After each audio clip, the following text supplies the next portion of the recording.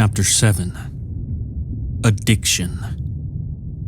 Storm clouds rolled across the morning sky as Andrew laid in bed staring at the ceiling. It had been days since the raid, but he couldn't get it out of his mind. Killing the zombies hadn't bothered him as much as he thought it would. As a matter of fact, he was having a hard time remembering any of it. The thing he couldn't stop thinking about was that overwhelming sense of power he'd felt when he took control. Sure, a few people died, but the ones who'd truly stood by him survived. There was something about it that gave him a buzz. It was like their energy gave him energy, and together, they were unstoppable. The feeling only grew when the raid pulled enough food to last a couple of weeks. Since then, people were happy to see him and his friends when they walked the halls. The thing was, that buzz was starting to fade. As time went on and the food ran out, they'd forget about it and be focused on the next step. Andrew didn't like that. The thought of not having power made him nervous. There had to be a way to keep it going, but for now, he had another issue. His mom. Beth seemed okay when she was awake, but she spent most of her time asleep. He was starting to think the pills were becoming a problem. Glancing over at her in her bed, he shook his head. A lot had happened. Neither of them had fully processed what happened to Roy. Losing his dad was hard. He couldn't imagine what it was doing to her. Quietly slipping out of bed and putting on his shoes, Andrew took one last look at his mother, then quietly stepped out into the hall. It was early. Almost everyone was still asleep, but he knew one person would be awake. Chuck. Chuck was always up before dawn. He claimed it was a habit from playing football, but Andrew knew better. The truth was, Chuck had nightmares that caused him to piss himself. He'd get up early to clean up, then go hang out on the roof till everyone was awake. Andrew found out about it by accident. He'd been up early one morning and caught Chuck washing his clothes in the restroom sink. Of course, the secret stayed between them, but because of it, he knew exactly where to find him. Without electricity, the corridors of the building were eerie. The only light came from the windows or the occasional battery-operated lantern. Every section had dark spots that felt like they stretched on forever. There were times when he'd speed up to the point of running just to get through them. When he finally made it to the main hall, he stopped. There was something about it that grabbed his attention. For a moment, he imagined himself standing on the platform, talking to a crowd of people. That thought made him smile, and he couldn't resist. Quickly making his way to the platform, he stepped up, then turned to look out at the empty seats. The electric sensation of power surged through his body, while visions of imaginary crowds filled his mind. For a second, he could almost hear their voices. Lost in the moment, he raised his hands to calm them down, then realized the voices he was hearing were real. Snapping back to reality, the sound of people talking drifted in. The voices were hard to make out at first. They were too far away. It took a while for him to zero in on where they were coming from. By the sound of it, they were in the kitchen. Moving slowly, he crossed the room. As he got closer, another sound drifted in. A muffled growling accompanied the conversation. When he was close enough to peep through the serving window, he cautiously took a look. It was Mr. Gilroy and two men he didn't recognize. Andrew assumed they were new, but that wasn't the strangest part. The two men were carrying a zombie that had been bound and gagged while Gilroy directed them. Making things worse, Andrew recognized the zombie. It was one of the people who had been injured during the raid. He wondered what happened to them. No one had seen them since that day. As the two men carried the dead thing to the basement, Gilroy stopped. He stood there, holding the lantern and silently looking around the kitchen. Thinking maybe he'd hurt him, Andrew ducked down before the old man looked his way. After a few seconds, one of the men said, "Let's get a move on. This thing's getting heavy." There was a long moment of silence before Gilroy finally replied, "Indeed. Careful with this one. I need it intact." The two men grunted and grumbled as their voices got further away. When Andrew heard the basement door shut, he immediately headed out. Whatever that was, it could wait. He had his own problems. Moving as fast as he could without running, he hurried across the room. His heart dropped the moment he crossed the platform. There was someone sitting in the front row, watching him. It was Mouse. Her pale skin and bright eyes almost seemed to glow in the dark when she smiled at him. Slowing down, but not stopping, Andrew watched her, watching him, as she stepped down and headed for the stairs. Neither of them said a word. They didn't have to. Andrew knew he was caught, and so did she. That smirk on her face said it all. Turning the corner, Andrew picked up the pace and headed for the roof. When he got there, Chuck was in his usual spot, watching the zombies on the street. Trying not to think about what just happened, he stepped up next to him and got a look for himself. "Rough night?" Chuck slightly nodded while keeping his attention on the dead. "Yeah, it's getting better, though. What's got you up so early?" "A lot. I've been thinking about another raid. The food's going fast. It's gonna be gone soon." You think they'll let us do it again? People died. I'm pretty sure no one wants to go back out there. We didn't lose anyone, they did. You, me, and the others made it back without a scratch. That has to mean something. Think about it. Finally turning to look at Andrew, Chuck hesitated for a second, then shook his head. I'm not sure anything means anything anymore. Besides, what are we supposed to do? Keep going out there? Yeah, that's exactly what we should do. Who else is gonna do it? You said it yourself. No one wants to go. Pausing for a second, Andrew pointed at a set of buildings directly behind the gas station. That's a school. Schools have cafeterias, right? Chuck nodded, then went wide-eyed as he caught on to what Andrew was getting at. Shit, there has to be a ton of food just sitting there, going bad. That's what I'm saying. You, me, and the guys could go over there and get it. There's no way they're gonna let us do this. As soon as we bring it up, they're gonna say no. Then we won't bring it up. We don't need permission to go outside. Gilroy and his people are surviving like everyone else. They can't tell us what to do. We should at least go over and take a look. If there's food, we tell the others and make it happen. If it's a blank trip, then there's nothing to say. Thinking it over for a second, Chuck thoughtfully nodded, then looked at the school. They're gonna want proof. We should bring something back if there's anything there. If we had a camera, we could take pictures. It'd be a lot easier than lugging shit around. I know where we can get one, but I'm gonna have to tell someone what we're planning to get it. Who? Chuck smiled and scratched his head. I saw that hippie chick with the bracelets taking pictures with one of those old school cameras. You know, the ones that spit out the picture and you have to shake it for a few seconds. I'm pretty sure she'll let me use it. Andrew chuckled.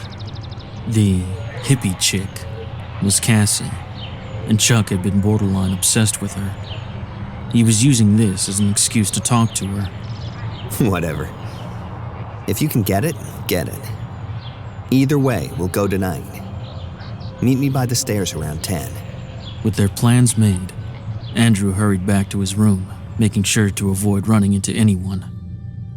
When he got there, Mouse was waiting for him at the door. Rather than waiting for her to say anything, Andrew held up his hands and shook his head. Look, I don't know what's going on, and I don't care. Get out of my way. Silently nodding her head, Mouse smirked, then glanced over his shoulder, causing him to turn around. He paused.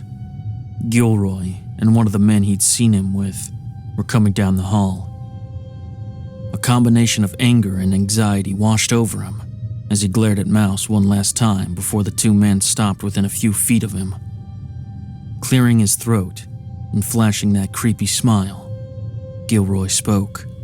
Good morning, Andrew, isn't it? It's been brought to my attention that you were in the main hall earlier. Is that true? Andrew nodded and shot Mouse an angry look before responding. Yes, sir. I was just goofing around. I didn't mean to cause any trouble. Trouble? Oh, my dear boy, there's no trouble. My associate, Mr. Tolliver, and I were simply taking care of something. So there's no confusion. We'd like you to accompany us. I want to show you what we were doing. I can't right now.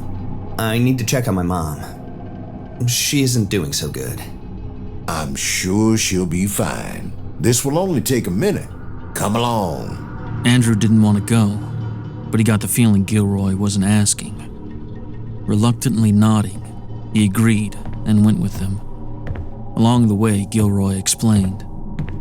You see, in order to fight an enemy, you must first know their motivations, see what drives them. Thanks to you and your friends, we now have the opportunity to study these poor creatures. It's my belief that the more we know, the better off we'll be. Do you agree? Andrew nodded, and the old man smiled. Good. I thought you might. I'd also like to mention that I've noticed your role amongst your peers. It's quite impressive to see someone so young step up and take charge. If you don't mind me asking, where's your father? He didn't make it. One of those things bit him and he turned. We had to leave him behind. My condolences. I didn't intend to broach a touchy subject. We've all lost someone to this plague. In the few encounters I've had with your mother, she seems to be a strong woman. Was she in the military? Andrew nodded again, and Gilroy gave a slight grin. I thought so. She has that air about her. Coming to a stop outside the main hall, Gilroy turned to face him.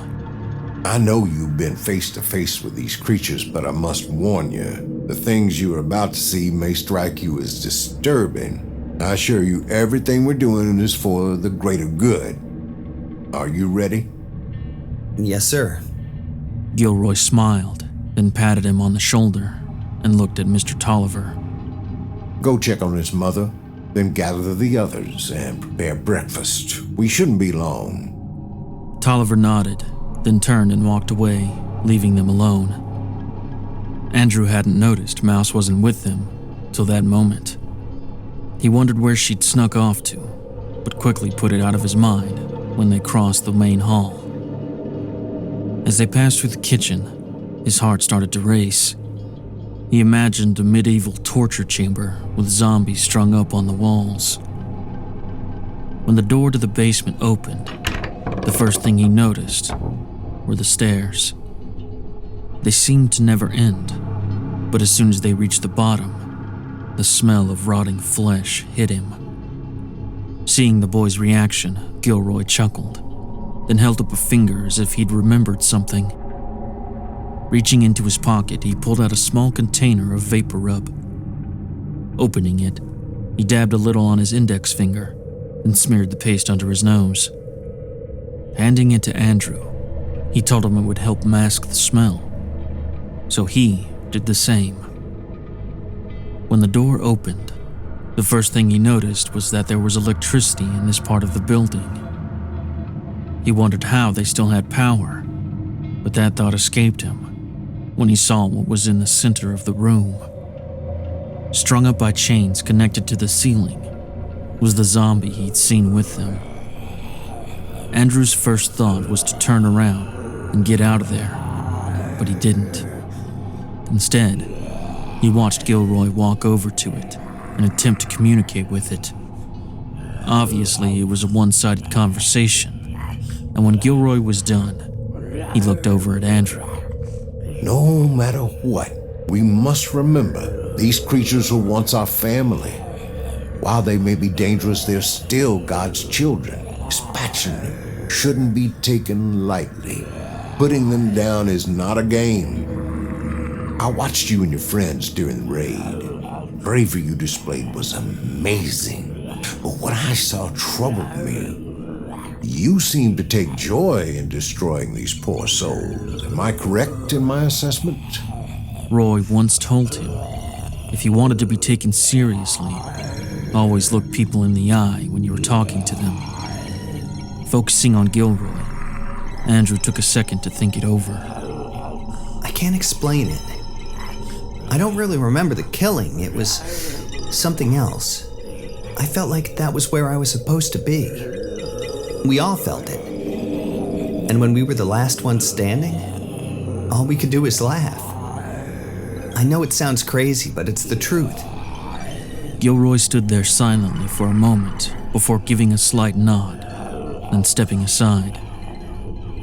Glancing at the snarling zombie, then back to Andrew, he asked in a sincere tone, What do you feel when you look at one of them? This was the first time he'd been around one of them without being attacked. Andrew took a moment to really look at the thing, then shook his head and put his attention back on the old man. Nothing. I don't feel anything when I look at them. Why are you keeping one down here? I believe we can learn a lot by observing them. At the very least, we'll discover how long it takes for them to rot away. For some reason, Andrew didn't believe the old guy. There was something about him that felt off. Their conversation dragged on for a while longer, so Mr. Tolliver entered the room to tell Gilroy there was a problem. As the three of them hurried up the stairs, Gilroy, who was ahead of Andrew, stopped and turned around. I trust what you saw down there will stay between us. I wouldn't want to stir up the others. At that point, he would have said anything to get out of the basement, so Andrew gave him a nod, and they were off. As soon as he was free of Gilroy and Tolliver, he rushed back to his room, woke up Beth, and told her everything.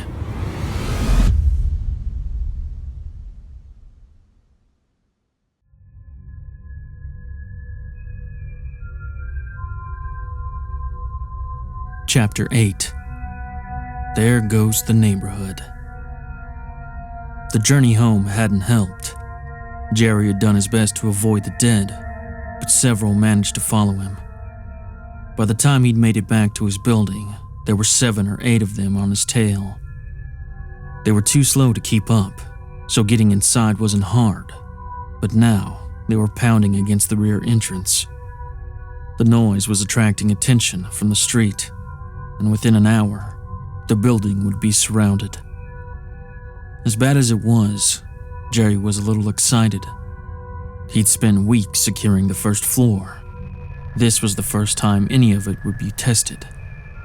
A sandbag wall completely blocked off the lobby, and he'd done the same for the patio doors in the apartments. He'd even convinced Cindy to build a wall of her own. Of course, she wouldn't open the door with him around, so he'd leave the sandbags in the hall. Aside from that, there were 10 windows on the first floor. He'd taken his time measuring and cutting pieces of sturdy plywood he'd scavenged. Each piece fit the window frames perfectly and were held in place by screws. As a finishing touch, he'd spray painted them black. From a distance, no one would notice they were there. Last but not least was the rear door. It was the only way in or out from the first floor. The door itself was fairly sturdy.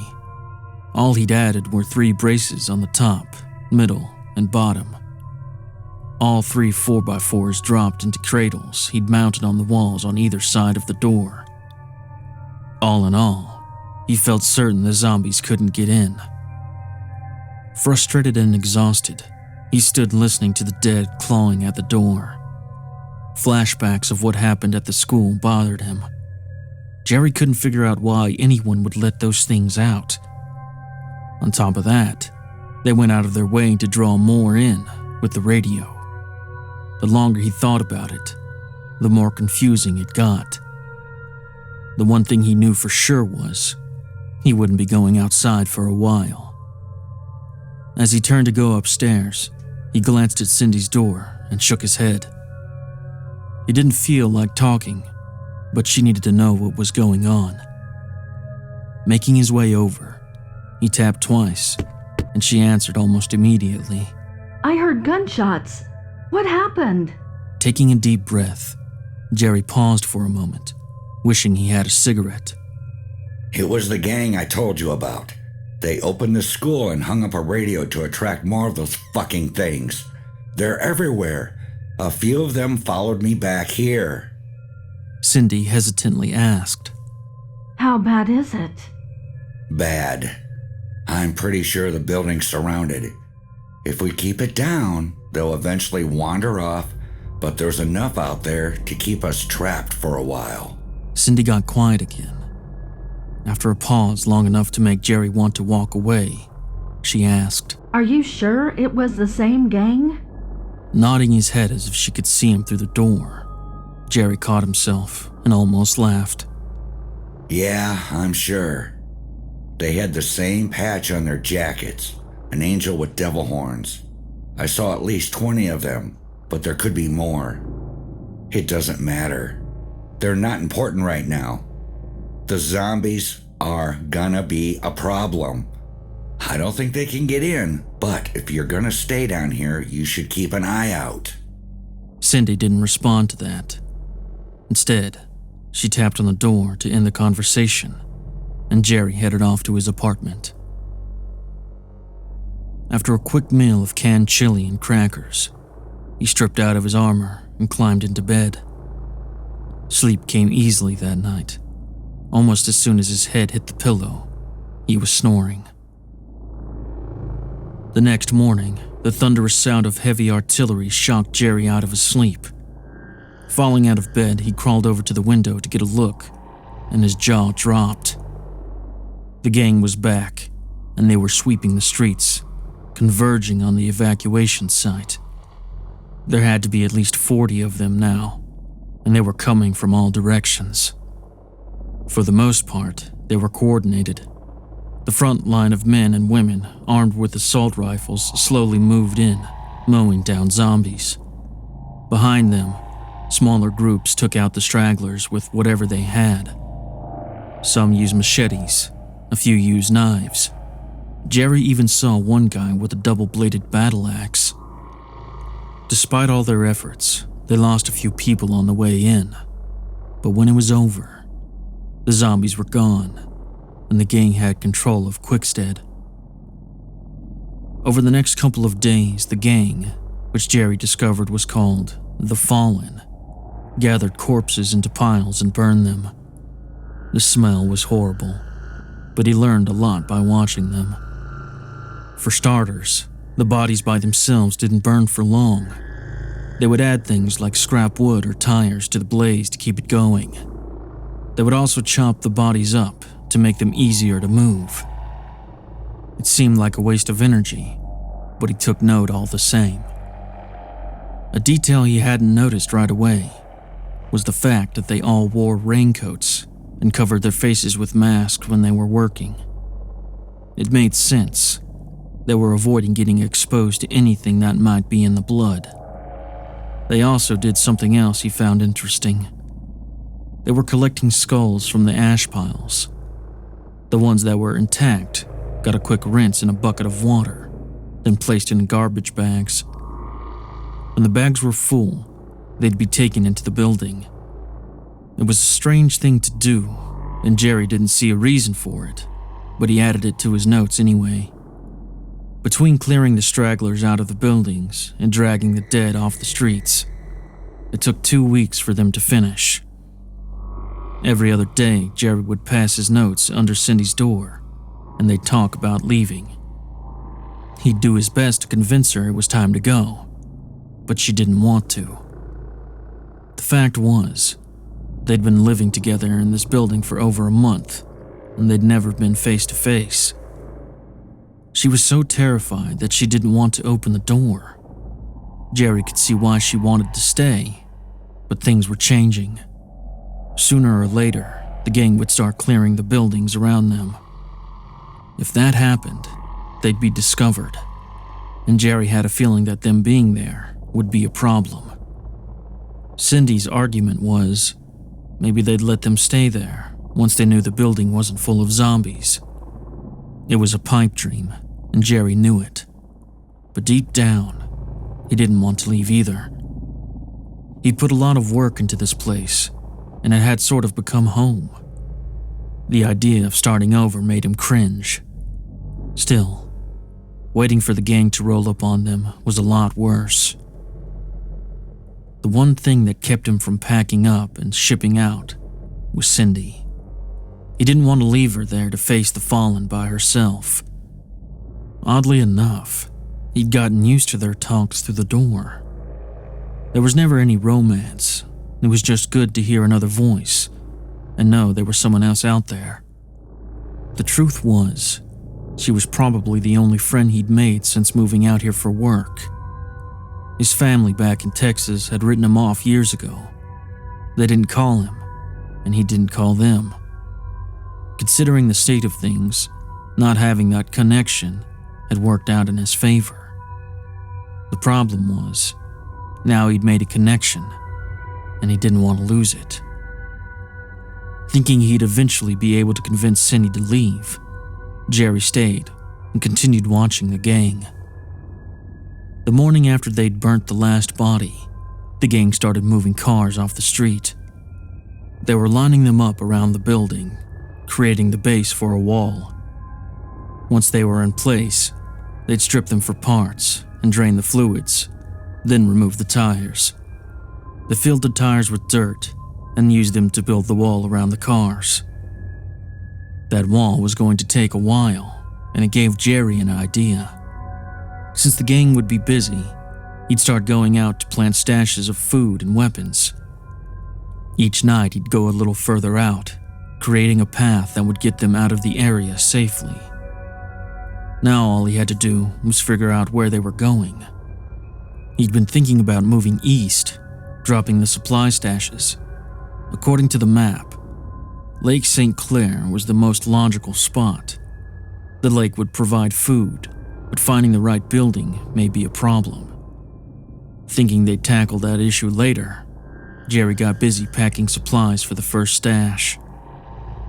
The next morning, Jerry set out before dawn. His plan was to travel 10 miles out and plant the first stash. According to his calculations, the walk would take him around 3 hours. Accounting for zombies, blocked roads, and other survivors, he figured it would take a lot longer. The first half an hour went by with minimal complications. Aside from a few of the slower ones, there weren't many zombies around. Rather than waste energy putting them down, Jerry avoided them and kept moving. By the time he'd reached the outer edge of the next neighborhood, the sun was coming up on a gloomy morning. The sky was heavy with dense gray clouds, and the smell of rain in the air told him it was going to be a long day. Picking up the pace and passing the first few houses, he started seeing signs of life. Someone had gone through the trouble of dragging the bodies away and piling them up on a trailer. By the looks of it, something had gone wrong. The truck that was pulling the trailer had its doors open, and there was a body hanging out of the driver's side. He didn't have to get close to see that the body wasn't moving. Most of its head was missing. What concerned him was the blood was fresh, and the passenger door was open. To him, that meant there was someone else in the truck. But where were they? It also meant that the truck worked and probably had a decent amount of fuel in it. Having a vehicle added to the plan would be amazing. It was almost a little too convenient. Stopping in his tracks, Jerry took a second to really look around. There were no bullet holes in the windshield, so the shot either came from inside the truck or... Before he could finish that thought, a teenager aiming a hunting rifle at him popped up from behind the bushes on his left. "Stop right there!" Jerry instantly noticed the kid had a steady hand. There was no tremble. He wasn't nervous. Using slow, deliberate motions, Jerry took his finger off the trigger of his M4 and let it dangle from its strap as he showed the kid his hands. Hey, I don't want any trouble. I'm just passing through. "Bullshit. I saw you. You were gonna steal my truck." Seeing the anger in the boy's eyes told Jerry the kid was heating up. Whoa, slow down. I admit the truck was tempting, but I didn't know you were here. I thought it was abandoned. Now that I know it's yours, I won't touch it. Fuck that! What's in the bag? That question let Jerry know this had been a trap. It pissed him off, but he kept his calm. Nothing for you to worry about.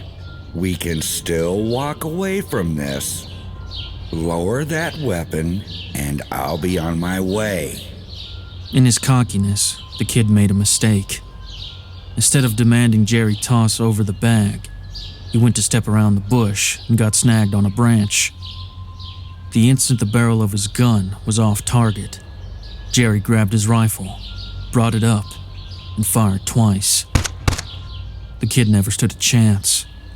Both shots hit him in the center of his chest. He was dead before he hit the ground. The reality of what just happened didn't hit Jerry till he went over to retrieve the boy's gun. Sure, he'd put down a couple of zombies, but this was a person. He'd never killed anyone before. Seeing the kid laying there was a gut punch he wasn't ready for. The raw emotion of it all hit him like a sledgehammer. It took all of his will to snap out of it and move on.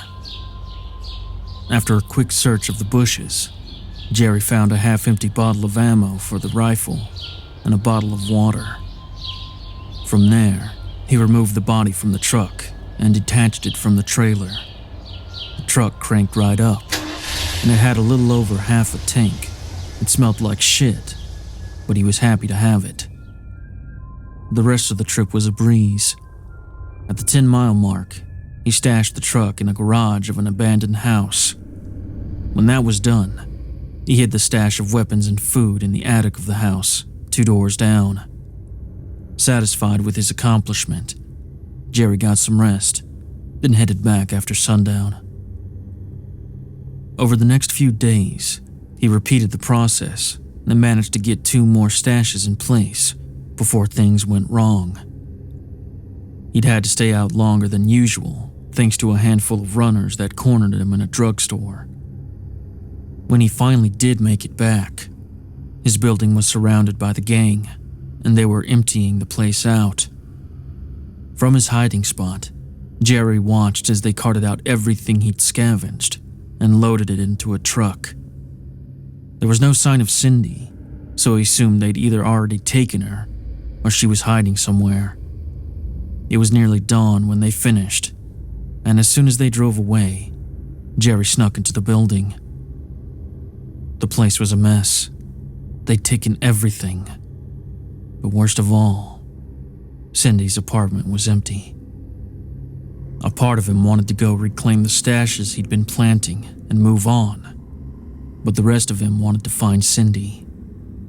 No matter what he chose to do, the first thing he needed to do was rest. Since staying in the building was risky, he cautiously made his way out, then hid in the ice skating rink across the street. It wasn't exactly comfortable, but there was a clear view of the evacuation site, and he was able to lay low till nightfall. As the sun set, Jerry watched the gang put together what he thought was a scouting party. 6 rough-looking men stood silently listening to a beast of a man dishing out orders. By the look of the big guy, he was a lot older than the others, but he dwarfed the majority of them.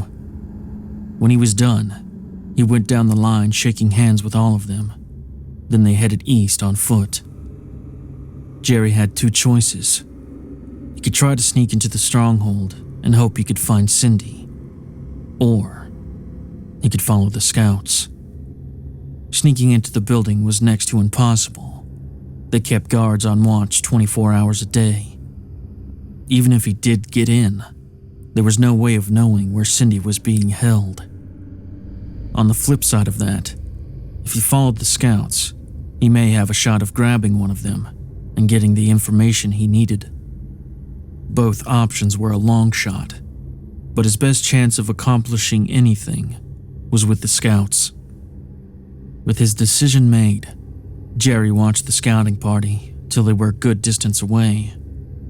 Once he was certain he wouldn't be spotted, the hunt was on.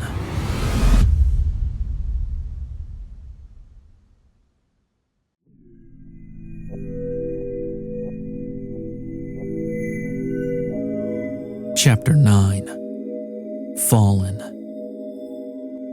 It had been nearly a month since Daniel and Virginia led the zombies into the canal. Almost everyone was gone. Zoe and Pete were the only two from the original group that had stayed behind. The others loaded up in the car and took off the morning after everything happened. Daniel had been sharing his food with Virginia and Holly, while Pete and Zoe had their own. It was sort of an every man for himself situation, but sooner or later, the food would run out, and decisions would have to be made. In the weeks past, Daniel had gone out and found the radio he needed. Thanks to Pete, they were able to rig it up to a battery. He'd been in constant contact with Walter. Having the extra people aboard his boat turned out to be a big help. They'd been traveling day and night, only stopping to refuel and grab supplies. Unfortunately, 2 of the 3 people he'd picked up didn't make it. They'd been killed by zombies during their last stop. It was just Walter and a woman named Paula now, but they'd be arriving by the end of the week. The thought of escaping this hell had Daniel in a great mood. Virginia and Holly were just as excited, but everything wasn't all good on the home front.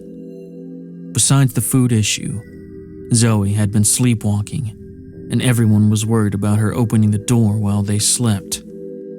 On the other hand, Pete had been leaving late at night and coming back just before dawn. Daniel remembered him accusing one of the others of the same thing, and it made him wonder what Pete was up to. On top of all that, the dead had been more active than usual. They were seeing large groups migrating through the area. Almost all of them were slow, but there were still a good number of runners. What really stuck out about the groups was the fact that they were all headed in the same direction, west. At first, they thought maybe each group was following the noise of the others.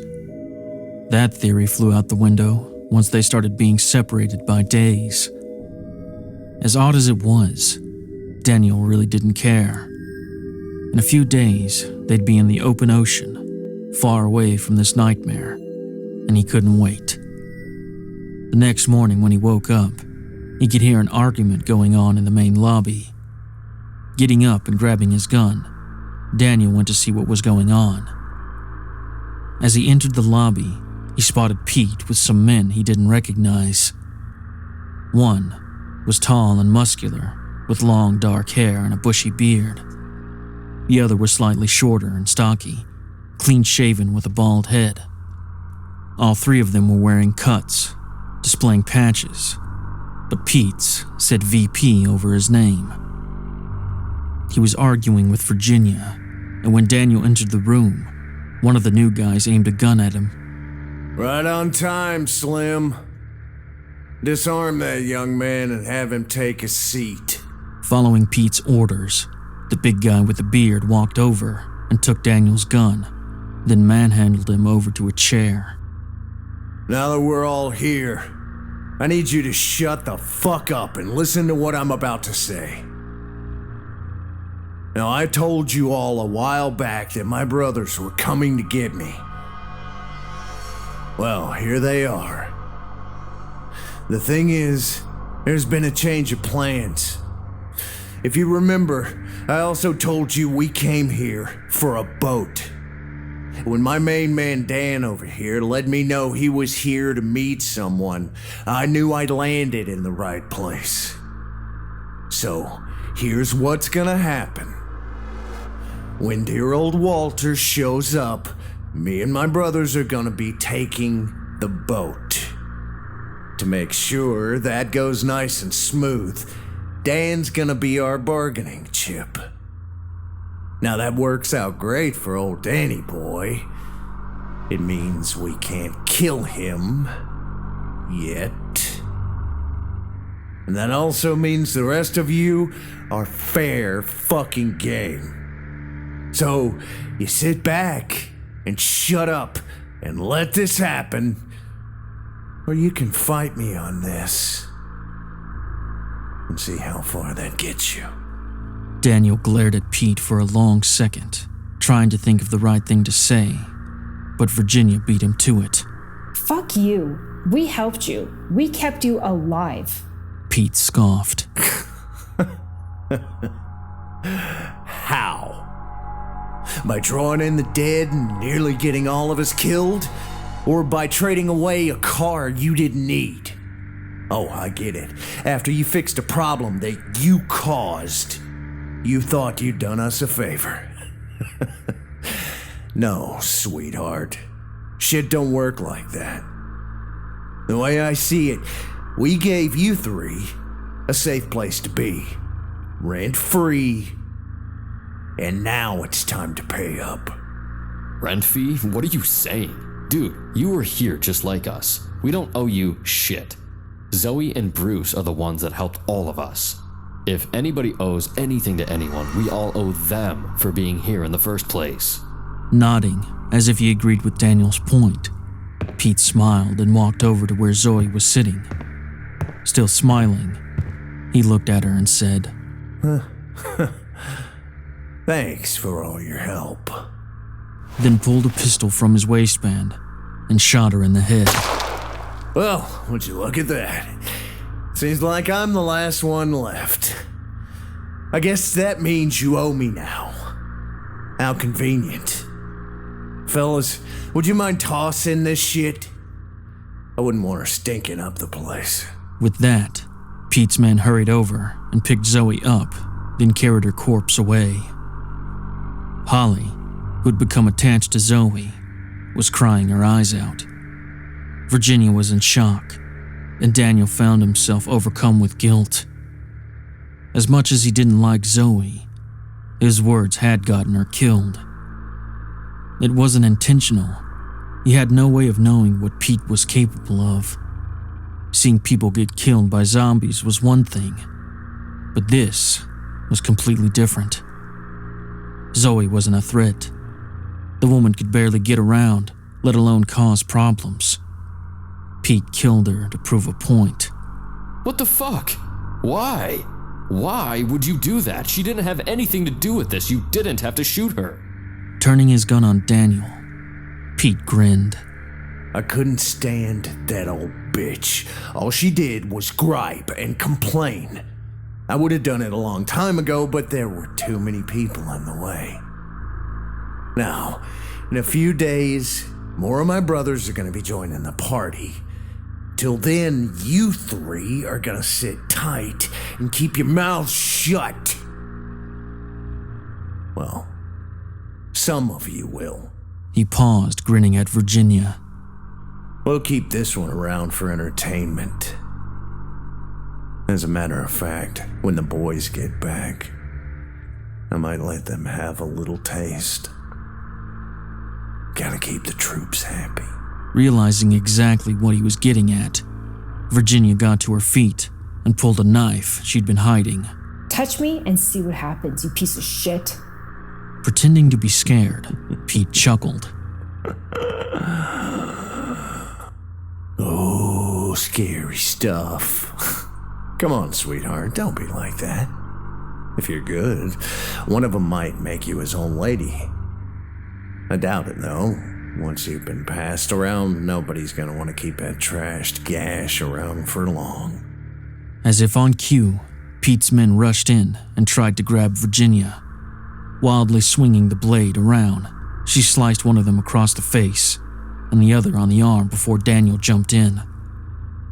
The scuffle didn't last long. Daniel managed to get a few good punches in before Pete stepped up behind him and cracked him in the back of the head with the pistol. The blow knocked him unconscious. When he came to, he'd been tied up and left in a broom closet.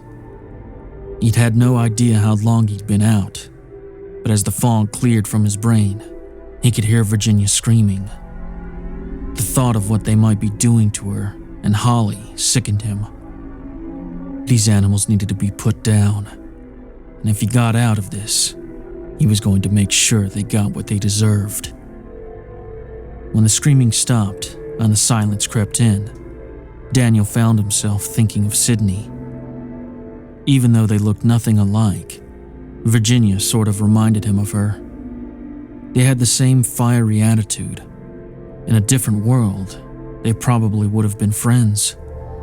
Holly, on the other hand, was a quiet little girl whose bright eyes and a kind smile that seemed out of place in this new world. He couldn't imagine what kind of hell she was going through. The more he thought about it, the angrier he got. He needed to get out of there, and he needed to do it now. After what felt like hours of squirming around in the dark, he managed to free one of his hands and start the process of untying himself. Once he was free, Daniel silently felt around in the dark, hoping to find something he could use as a weapon. Unfortunately, the closet had been cleaned out. The only thing he had was the rope he'd been tied up with. Rope versus guns and knives was a bad deal, but it would have to do. Wrapping his fist with the rope created a rock-hard surface that he hoped did enough damage to get him a weapon. The sound of approaching footsteps caused an adrenaline surge as he prepared himself to leap out and go to war. When the door opened, everything changed. Daniel found himself staring down the barrel of an AK-47, being held by the bald guy. Pete, who was standing off to the side, burst out laughing. Holy shit, would you look at this? The balls on this guy. Oh, I am impressed. I fully expected you to be curled up in a corner, pissing yourself, but no, you're ready to slug it out. Oh, good for you. Too bad that shit didn't work. Now come out of there. You've got work to do. For the next 3 days, Daniel was forced to clean and care for Virginia. To his surprise, Holly hadn't been touched. On the other hand, Virginia wasn't doing so well. She was a battered, bloody mess and spent most of her time staring off into space. They'd been drugging her. Going by the track marks on her arm, they'd been dosing her with heroin to keep her docile. The sight of her brought tears to his eyes. Whenever he had the chance, he tried to talk to her, but she didn't respond. On the 4th day, Walter called, and they put Daniel on the radio to talk to him. About time I got you on the horn, son. We're 2 days out. How's everything on that end? Daniel hesitated for a second, till Pete shoved a gun in his ribs. Everything's okay. We're running low on food, but there haven't been many of those things around lately. Oh, I saw Sid not too long ago. She wanted me to tell you she was safe. She was headed for the cabin. There was a long pause before Walter responded. Daniel just hoped he understood what he was trying to say. That's good. Maybe we can go by there and get her before we leave. He took the hint. Daniel had to choke back the urge to smirk. Yeah, I'm not sure that's a good idea. There's a lot of rough terrain between here and there. 3 or 4 people go missing out here every year. Maybe more now that the dead are everywhere. You're right. I'm sure she'll be fine. That reminds me, I cleaned out that old storage unit before I left. You wouldn't believe some of the stuff I found. That's great. I can't wait to see what you've got. Well, Pops, my batteries are getting low. I'm gonna have to cut it short this time. See you in a couple of days. Stay safe out there. Same to you. See you soon. With that, the transmission was ended, and Daniel was taken back to the closet. As soon as the door closed, he couldn't help but smile. The storage Walter mentioned was actually a shipping container he used to house his gun collection. What Pete and his goons didn't know was, Walter was a Marine. Even at his age, He was capable of doing some real damage with a gun in his hands. If they wanted that boat, they were going to have to fight for it. And Daniel's money was on Walt.